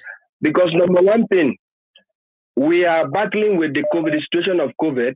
Now, they think when they go into the food shop and loot those things and take it and go back to it, within 2 days, you finish eating those things. You're going to get hungry again. Then the shops that are being owned by the individuals, they can't fill it up quickly. Maybe the ones that are owned by government, they can fill it. But when you find out you see that now the unemployment will increase, there won't be money in the country. So it's more better than even coping with the situation at the first place than making the situation worse now. So, but apart from that, I'm a Biafran, you understand? I know, my brother. You guys are just like a seed. When they cut you off, or let me say when they bury you, you just suddenly just germinate again. You know what I mean? So, you can say that. You can say that again, my brother. I'm happy. I want to just say something to the Oduduwa. Please. I'm very happy. You know, there's a yoke that was broken of recent. The unity between the Igbos and Yorubas has been there for forefathers.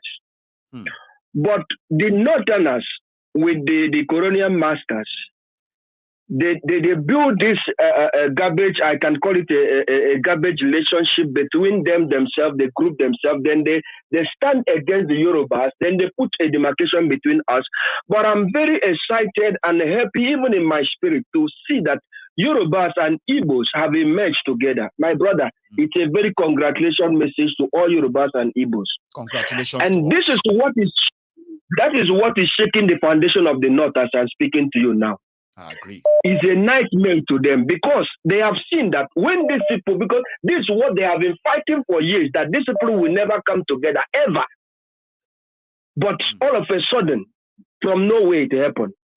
That put aside, there's something that's confusing me. I saw on social media that Sunday go about to pressure to drop Yoruba agitation. Is that true? Just clarify me on that, please. That is not true.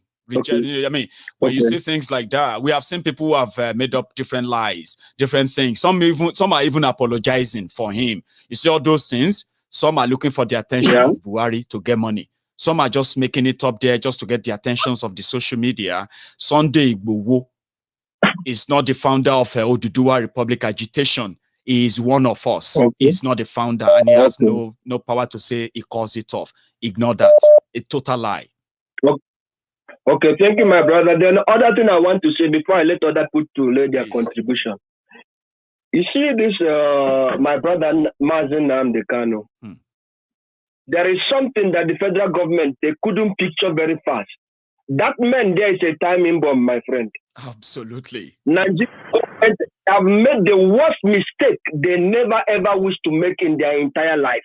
This is the end of Fulani race. I'm telling you, just what you know. Last time I told you that. Listen, still keep this in mind. I told you, Lai Mohammed will not see 2023. I told you this you on just air. reminded me, Felix. I remember now. You said it. Thank you very much. Just keep this. That's what I told you. Just keep it. Lai Mohammed, and I put it on social media. And I told, from now till 6 months time, you will see a heavy havoc in that Asurok that never happened in the history of Fulani. Just put this on record. I'm just saying it. Just put it on record that Lai Mohammed will not see 2023, including that Tinubu. These two people I mentioned. Then in that cabal of Asurok, just watch before 6 months time. They will divide into 3 places. They will be fighting each other, and there are secrets that will come up. Just put it on record. Anything that will consume them, Felix, I support. Thank you very much, okay? Amen, for calling in, okay? Amen. You have a good one, night. and you stay safe too, all right? My regards to the Yeah, family. you too, my brother. Felix is going to be my last caller. Our time is up, 2 hours. Wow, that went so fast. So, to every one of you who turn in tonight, my friends on YouTube, you guys have always been so wonderful, but you are not so generous when it comes to your thumb up. So you've got there was a point you had over 2,000 of us there, right? But now we have almost 2,000, and only 600 of us could say, "Well done, Maiyegun." And to the 4 people who said, "Thumb down, Maiyegun, thank you. I noticed you. Thank you." So my friends should take that thumb up now to 1,000. If you can, do that within a minute or two. I am still here. I'm going to draw the curtains from here to all my callers, everyone who contributed. Watch this video again if you are just joining me, okay? You can watch that from the beginning all over again. And if you want to watch the replay, by tomorrow, I have my team that will help us cut this into about 3 or 4, parts, and you can watch any of them that is quite suit your own time. So thank you so much to all of you. As usual, go on to Maiyegun's Diary Politico if you're watching me from Facebook. If you haven't already, go on to Maiyegun's Diary Politico YouTube channel, subscribe. I'm actually currently on the race to 50,000. Why not? So I think we crossed 44,000 there today. Thank you to every one of you who believe in on my channel and who actually really keen into the content. That makes a lot of sense. In May, you remember that in May, we did a reach out to a charity organization of my choice, or let me say of my choosing then. This is the Age Nigeria Foundation. So we haven't reached out to them since May. We didn't reach out to them in June. We didn't reach out to them now. I mean, we will be reaching out to them now in July. To all of you, my friends, I received an email from them yesterday. I don't know if I can bring that up now, but I'll try and bring that up at some other time. You won't believe it. Age Nigeria Foundation, the foundation that is based in Odogbolu, in Ogun State, in Lagos State, taking care of the aged people, retiree, our people. I mean, you know what Nigeria is anyway. So to those who participated in that and reached out to them, you won't believe it. We have raised, almost 800,000 naira for them in the last, just in the last 2 months alone. That's quite huge. It has touched lives, hundreds of lives where this foundation has helped a lot of people. And for those who have been following, I'm going to ask them to send me the details some other time. Maybe tomorrow I can share that with you. But for July, here it is. To everyone who love to reach out to those who need support that they can't really reach. Age Nigeria Foundation is there. Use their information. Reach out to them. Pay them handsomely as your wallet carries. This is something that's going to touch directly the lives of so many aged men and women who are currently ignored, abandoned to some extent by the system in Nigeria. Welfare system that some of us wish is there for our aged parents who worked during their youth to what? To help Nigeria. The Nigeria many of them worked for is the Nigeria that doesn't give a damn or a cent about them. To all of you as well, find something, reach out to people as you can. This is mine. And I always ask my friends to support them. If you are my friend, right? Every penny counts. Reach out to them. Use that hashtag, Maiyegun fans support. If you use that, it will get to them. Trust me, you will be making somebody happy. If that's one thing you can do to be proud of, I do that all the time. Anyway, if that's something you can do to be proud, add it to what you have learned on Maiyegun's Diary Politico. Trust me, you'll be glad you did. To every one of you who has managed to go on to Maiyegun's Diary Politico to give me that thumb up, to every one of you who have also managed to go and give me that subscription and all of that, thank you. Tell your friends, I will be back some other time. You can learn Yoruba anthem from here if you have the time. And good night to all of you.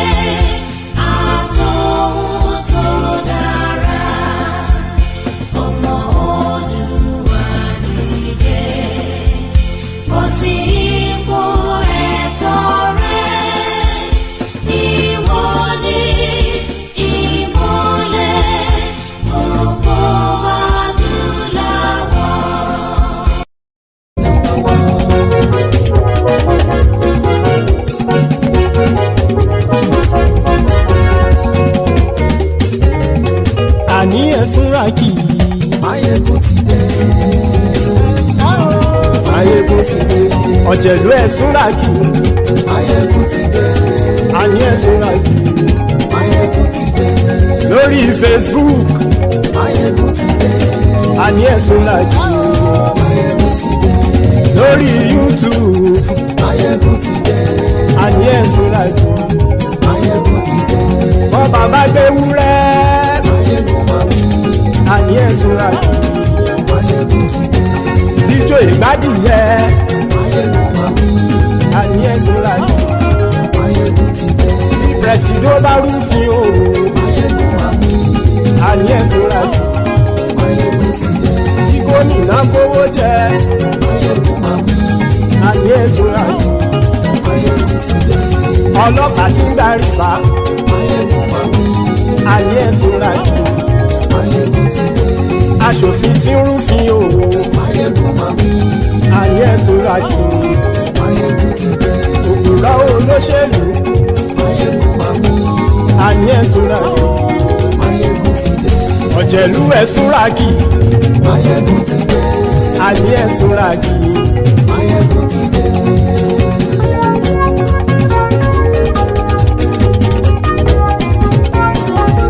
Maiyegun ti dé. Gbogbo ọ̀jẹ̀lú ẹ̀sùn ràkì. Maiyegun ti dé. Gbogbo ọ̀jẹ̀lú ẹ̀sùn ràkì.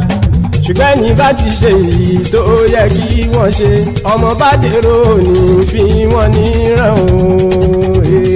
Maiyegun ti dé. Gbogbo ọ̀jẹ̀lú ẹ̀sùn ràkì. Maiyegun ti dé. Gbogbo ọ̀jẹ̀lú ẹ̀sùn ràkì. Ṣùgbọ́n ní bá ti ṣe èyí tó yẹ kí wọ́n ṣe, ọmọ bá dèrò ní fi wọ́n níran. Wọ́n fowó bẹ́ẹ̀ o, Maiyegun ó sọ pé wọ́n ò fẹ́ bẹ́ẹ̀. Wọ́n fowó bẹ́ẹ̀, Maiyegun ó sọ pé wọ́n ò fẹ́ bẹ́ẹ̀. Oníkan ṣáàtì ṣe èyí tó yẹ kí wọ́n ṣe fáwọn ará ìlú tó gbé wọn débẹ̀ o. Maiyegun ti dé. Gbogbo ọ̀jẹ̀lú ẹ̀sùn ràkì. Maiyegun ti dé. Gbogbo ọ̀jẹ̀lú ẹ̀sùn ràkì. Ṣùgbọ́n ṣùgbọ́n ní bá ti ṣe yìí tó yẹ kí wọ́n ṣe ọmọ bá dẹ́rọ̀ ò ní fi wọ́n níran.